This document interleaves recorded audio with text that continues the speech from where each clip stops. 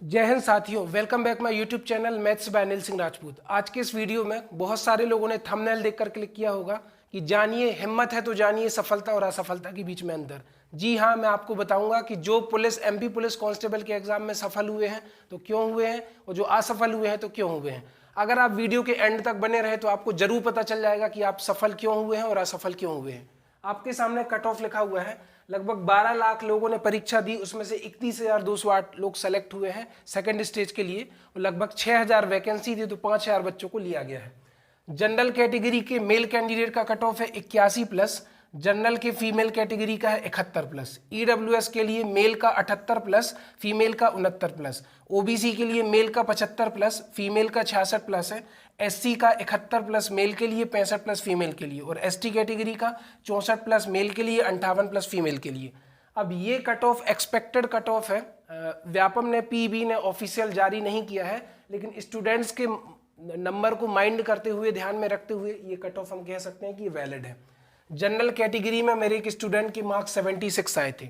ये वाला जो कट ऑफ है ये आफ्टर नॉर्मलाइजेशन है, तो हो सकता है उसका मतलब नॉर्मलाइजेशन के बाद इससे ज़्यादा स्कोर हो गया हो।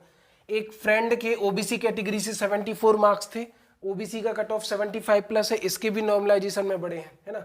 एक और फ्रेंड के 77 ओबीसी कैटेगरी के हैं तो उसके तो 75 से ज़्यादा हैं। और एक फीमेल कैंडिडेट के ओबीसी से 70 है और ओबीसी का कट ऑफ गया है 66। इट मीन्स जो स्टूडेंट सेलेक्ट हुए हैं, क्या इन्होंने तैयारी में कुछ एक्स्ट्रा किया? बिल्कुल किया, बिल्कुल किया। अगर आप कहते हैं नहीं तो बिल्कुल किया है। अगर आप एमपी पुलिस कांस्टेबल एग्जाम की तैयारी कर रहे थे तो देखो, सीजनल तैयारी नहीं होती। एग्जाम आया, आपने 2 महीने तैयारी करी और आप रिजल्ट जो चाहते हो वो मिल जाए तो this is not valid point. अगर आपने उस टारगेट को जिया है, आपने महसूस किया है कि मुझे 2 साल बाद एग्जाम होगा, 3 साल बाद एग्जाम होगा, जब भी एग्जाम होगा मैं अपनी तैयारी जारी रखूंगा, तो मैं मान सकता हूँ। एग्जाम का पैटर्न बदला, कंपनी बदली, यहाँ तक कि सिस्टम भी बेकार है, कभी कुछ एग्जाम आता है कभी कुछ एग्जाम आता है, वो मानता हूँ। लेकिन आपकी गलती है।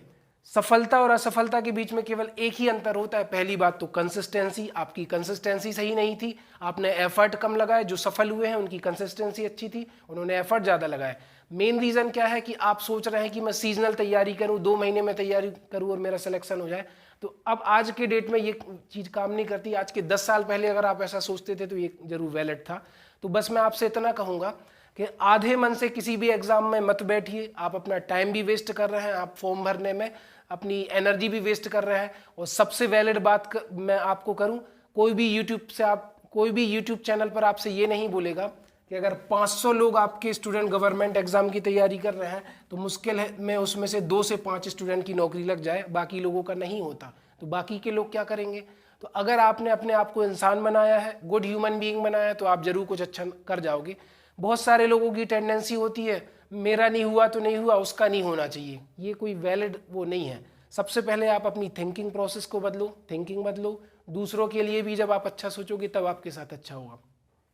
मेरी बातें बहुत चुभेंगी कुछ लोगों को, बट ये वैलिड है। आपने अपनी पढ़ाई में कुछ ना कुछ कमी रखी है। जिस स्टूडेंट के 76 नंबर आए हैं उसका मैंने क्लास में कहा था, वो 2 साल पहले पढ़ने आता था कि इस बंदे का सिलेक्शन होगा। क्यों सिलेक्शन हुआ? उसके एफर्ट देखे, जब वो मुझे मिला, उसकी तैयारी देखी।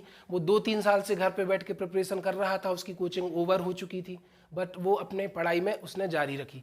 तो सबसे मेन कट ऑफ हाई नहीं है, वैकेंसी कम थी, इतना कट ऑफ आया है। अब 100 में से अगर आप 80 नंबर नहीं लाए, आपके अगर मान के चलो 50 नंबर आए, 60 नंबर आए, 65 नंबर आए, तो इसमें आपकी गलती है ना, क्योंकि इतने नंबर में अगर सिलेक्शन हो रहा है तो कहीं ना कहीं आप में कमी है। तो द मेन पॉइंट इज, आधे मन से कोई भी काम मत करिए। और दूसरी चीज, अगर 2-3 साल में एग्जाम होता है तो आप साइड में कुछ और क्यों नहीं करते? ये बात कंफर्म है। आप 24 घंटे तो पढ़ने वाले हैं नहीं, 24 घंटे तो कोई पढ़ता नहीं है। तो साइड में इनकम के लिए, ताकि आप डीमोटिवेटेड ना हो, क्योंकि गवर्नमेंट एग्जाम की प्रिपरेशन करने में समय लगता है, 3 से 4 साल भी लग जाते हैं, इवन 10 साल भी लग जाते हैं। उन्हीं बच्चों का सिलेक्शन 10। अब ये बताओ, कोई 55 साल में किसी का करियर बन रहा है, किसी का 40 साल में करियर बन रहा है, तो वो अपनी किस्मत को लेके नहीं बैठा था कि उसकी किस्मत खराब थी, वो लगा रहा तो वो भी एक टाइम पर सफल हो गया। द मेन पॉइंट इज, अगर आप हाफ हार्टेड तैयारी कर रहे हो, आधे मन से तैयारी कर रहे हो, तो आपके कोई चांस नहीं है, कोई लॉजिक नहीं बनता कि आपका सिलेक्शन होगा। आप सीजनल तैयारी कर रहे हो, कभी सिलेक्शन नहीं होगा। द मेन पॉइंट इज, अगर आपने अगर आपके नंबर 79 आए होते और कट ऑफ 81 गया होता तो 2-4% यहाँ पर आप कह सकते थे आपकी किस्मत खराब है। लेकिन यहाँ पर मैं एक ही बात कहूँगा, sometimes you don't get what you want because you deserve better.